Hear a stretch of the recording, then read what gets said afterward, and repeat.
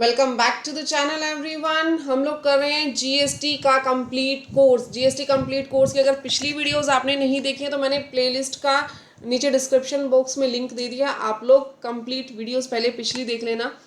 आज के इस वीडियो में हम लोग देखेंगे कि जीएसटी पोर्टल पर आईटीसी किस तरीके से मूव ऑन होता है। देखो पीछे कल मैंने बता दिया था कि आईटीसी जो है वो किस तरीके से जाएगा। एक्स ने वाई को प्रोडक्ट सेल की, वाई ने जेड को प्रोडक्ट सेल की, तो ये किस तरीके से सारा आईटीसी जो है वो मूव करता है एक से दूसरे पर्सन के पास। अब अगर मैं बात करूं जीएसटी पोर्टल पे, तो जीएसटी पोर्टल पे कैसे मूव करेगा। देखो जीएसटी पोर्टल में क्या होगा, जीएसटीआर 1 है। जीएसटीआर 1 में हम क्या शो करेंगे, जीएसटीआर 1 में हम सेल शो करेंगे। ठीक है, यहाँ पे ये मैं मान के चलती हूँ ये किसका जीएसटी पोर्टल है, ये एक्स पर्सन का जीएसटी पोर्टल है, राइट। एक्स पर्सन ने क्या किया, एक्स ने अपनी R1 के अंदर सेल दिखाई 1 लाख रुपए की। एक्स ने अपने R1 के अंदर कितने की सेल दिखाई, 1 लाख रुपए की। तो R1 के अंदर इसने 1 लाख की सेल दिखाई, टैक्स कितने का आया होगा, 18,000 का। टैक्स कितने का आया होगा, 18,000 का इसको टैक्स पे करना पड़ेगा 1 लाख की सेल पे। यहाँ पे हमने ले लिया कि ये जो है ये एक्स का पोर्टल है और ये जो है ये किसका पोर्टल है, इधर हमने वाई का पोर्टल ले लिया। ठीक है, तो एक्स ने 1 लाख की सेल दिखाई, सेल किसको की थी, वाई को सेल की थी, 18,000 की सेल की। अब इसको क्या करना पड़ेगा, यहाँ तो हमने सेल दिखा दी, यहाँ पे इसको टैक्स पे करना पड़ेगा 3B में। 3B में इसको इस 1 लाख के ऊपर ये जो 18,000 है इसका टैक्स कहाँ पे होगा, टैक्स यहाँ पे पेड होगा 3B के अंदर, यहाँ हम टैक्स को पे करेंगे। तो 18,000 यहाँ इसकी लायबिलिटी आ गई। मेरी बात समझ में आई। इसने 11 तारीख तक यहाँ पे अपनी सेल दिखानी है और उसके बाद जो इसकी सेल है वो जाकर के यहाँ पे 2A 2B के अंदर, यहाँ 2B में आकर के इसके लिए ये क्या बन जाएगी, वाई के लिए परचेज। यहाँ पे 18,000 का इसको आईटीसी दिखना शुरू हो जाएगा कि आपने 1 लाख का माल खरीदा था, 1 लाख के ऊपर आपको आईटीसी कितना मिल रहा है, 18,000। ये इसको कब दिखेगा, जब आप 11 तारीख तक अपनी R1 फाइल कर दोगे। जैसे ही अपने 11 तक अपनी R1 फाइल की, 11 के बाद आपके पास यहाँ पे जो Y है, Y के 2B के अंदर टैक्स दिखना शुरू हो जाएगा। जनरली ये 14 को आपका दिखना शुरू होता है टैक्स यहाँ पे, तो यहाँ पे आपको 18,000 का आईटीसी दिखना शुरू हो जाएगा। मेरी बात यहाँ तक समझ में आई। ये अपनी R1 भरेगा जिससे आपने सामान परचेज किया है। इसने किससे परचेज किया था, Y ने एक्स से परचेज किया था। तो यहाँ पे जो इसने अपनी सेल दिखाई वो इसके 2B में जाकर के अपडेट होगी।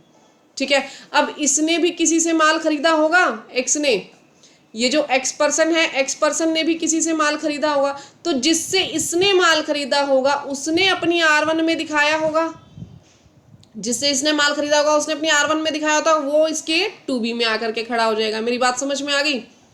जो जिससे माल खरीदता है उसका आईटीसी किस वॉलेट में जाता है, 2B के वॉलेट में जाता है। ठीक है, अब क्या होगा अगर मैं इसकी बात करूं, इसको मैं यहाँ से रब कर देती हूँ। ठीक है, क्लियरली आप लोगों को फिर से यहाँ पे लिख के बताती हूँ। यहाँ पे देखो ध्यान से समझना, फिर भी कोई दिक्कत है तो आप लोग मुझसे पूछ लेना। 18,000 का इसको टैक्स पे करना है, 1 लाख की इसने सेल की थी। ठीक है, इसने यहाँ पे कोई भी एक पर्सन था पी ने अपनी R1 में दिखा भी दिया, पी से इसने परचेज की थी 50,000 की, जिसका 9,000 का टैक्स इसको मिलना था। एग्जाम्पल ले रही हूँ मैं, जिसका 9,000 का टैक्स इसको मिलना था। अब पी ने जब अपनी रिटर्न फाइल की तो वो 9,000 कहाँ आकर के खड़े हो गए, इसके 2B में। वो 9,000 कहाँ पे आके क्रेडिट हो गए, इसकी 2B में आकर के क्रेडिट हो गए। यहाँ तक बात क्लियर हो गई। ठीक है मैम, इसको 9,000 का क्रेडिट मिल गया और इसको पे कितने का करना है, करना है 18,000 का। तो 3B के अंदर R1 से अपडेशन जाएगी। एक तो 3B के अंदर आकर के R1 से अपडेट हो गया कि इसको 18,000 तो पे करना है। 3B के अंदर ये भी जाके अपडेट हो गया कि 9,000 की इसकी परचेज है, तो वो यहाँ से माइनस हो जाएगी। नेट कितना पेएबल आ जाएगा, नेट पेएबल आ जाएगा 9,000 का। मेरी बात क्लियर है आप लोगों को। ठीक है, यहाँ पे पेएबल कितना बनेगा बेटा, इसका पेएबल बन जाएगा जी 9,000 रुपीज ओनली। 9,000 अब ये पे कर देगा अपनी 3B में।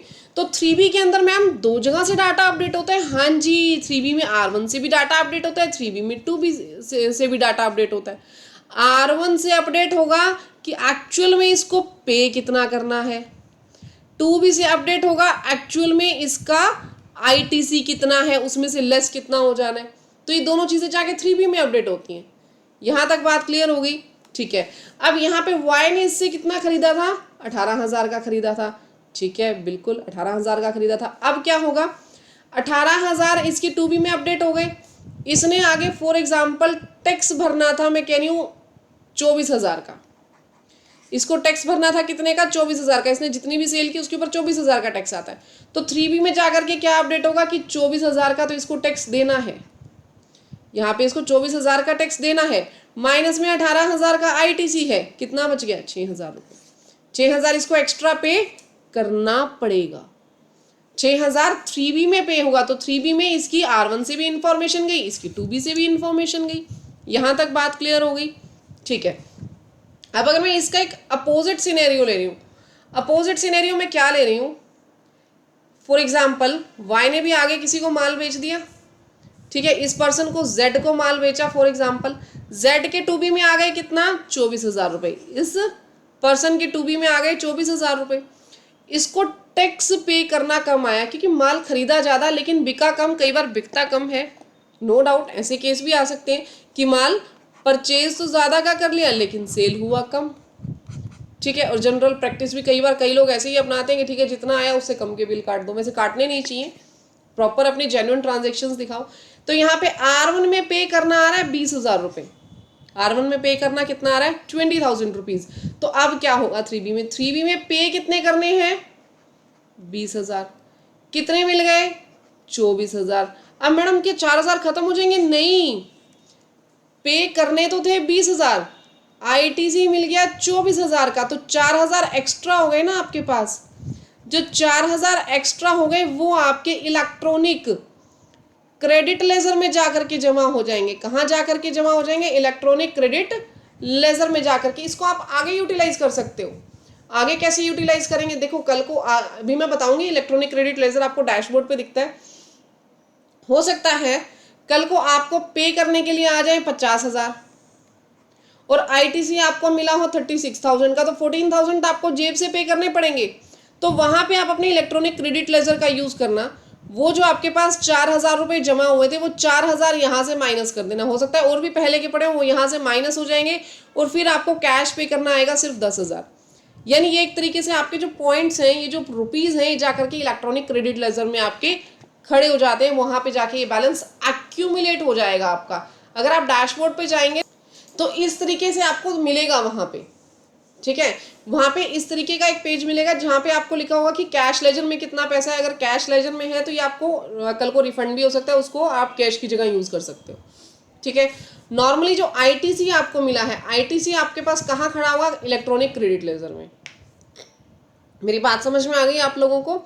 अगर ITC है तो ITC यहाँ पे एक्यूमुलेट होता चला जाएगा। अब जैसे ये पर्सन है, ये इतना CGST और इतना SGST अपनी सेल में से एडजस्ट कर सकता है जब उसको कल को 3B में पेमेंट करनी पड़ेगी, ठीक है। अब आप बोलोगे मैम इसके जो अदर पॉइंट्स बच गए, electronic liability register, electronic credit reversal, RCM, ये हम आगे पढ़ेंगे। पहले हम बेसिक 3B पे जाएंगे कि 3B क्या है, ठीक है, उसके बाद हम आगे जाएंगे। यहाँ तक आप लोगों को पॉइंट्स क्लियर हो गए। यहाँ तक कोई भी इशू है तो आप कमेंट सेक्शन में मुझसे पूछ सकते हो। अब इसमें से ना एक छोटा सा पॉइंट और देख लेना, यहाँ पे